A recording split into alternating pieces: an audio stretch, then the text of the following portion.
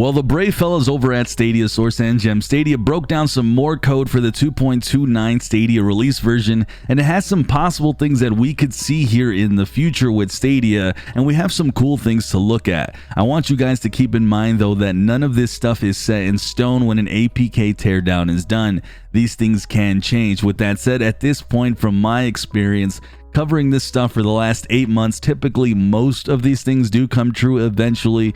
With that said, they have found stuff like steering wheel support for those racers out there, year-long Stadia Pro trials, more hints of what live streaming looks like, possible features to help those who have impairments and need assistance, and the last thing that I want to cover is a line of code about how it might function with other countries, plus something that was found recently in regards to what countries might actually be the first ones to launch on Stadia here at some point. With that said though, if you guys could do me a huge favor, please subscribe to this channel for Stadia news and Stadia coverage, as well as hit that notification bell, smash that like button. But let's go ahead and start this by looking at some lines of codes, and of course one that stood out to me here is steering wheel support, a question that I pretty much get all the time. I think some steering wheels can work via your computer and it will be recognized as an Xbox type controller, but so far I have heard that there is noticeable delays with that. So this could mean that they're hoping to get this more accessible and working a bit better,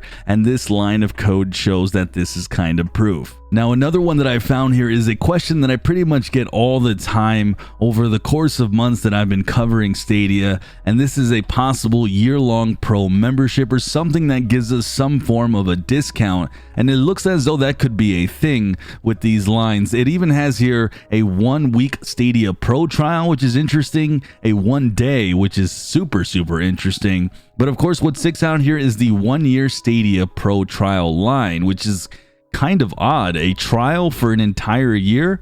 That one's definitely interesting, but there has been other lines that have shown price and 1 year combined that I don't have the screenshot of, but they do exist. But the curious part is seeing that, of course, that 1 year trial. Either way, I will keep you guys updated. I know I for sure myself would plop down easily for a 1 year membership of Pro, because personally I can't stand another monthly bill.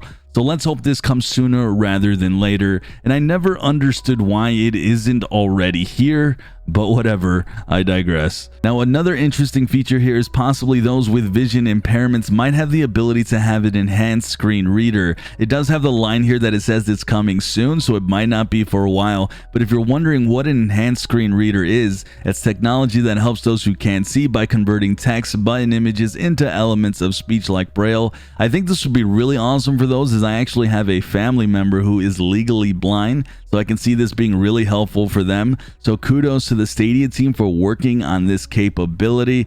No complaints from me, and I can't wait to see this rolled out. Getting here to the end of the video, we have another live streaming code that says the user is live streaming their gameplay footage. Presumably, this is something that you're going to see in your friends list when your friend is streaming a game on YouTube. So you're going to be able to see that they're in there. As you guys can see, in my opinion, I feel it's safe to say that YouTube streaming is just getting closer and closer to releasing. With that said, the very last thing that I wanted to touch on is actually a bit more speculation. This is definitely something that is not set in stone at all, and it's on countries that could be seeing Stadia. As you guys know, Twitter accounts being made prior to being official has been a thing, with, for example, like the official Fable account. Once again though, keep in mind this is speculation, but we have a list here of those Twitter accounts here in India, Brazil, Australia, South Korea, and Mexico. Pretty much all these countries have massive mobile markets. We're talking billions of revenue, hundreds of millions of potential customers. Not only that, but I did find that Google has been building data centers and laying cables from countries like India and South Korea. Once again, I reiterate, Google is playing the long game here, guys. Now, they aren't building these infrastructures, of course, just with Stadia in mind, but it's obviously a byproduct. But once again, these Twitter accounts at the moment might not end up being anything. With that said, one last line of code found with the teardown was a possible region limit, meaning that they might place some restrictions on new countries when it launches over there to ensure stability.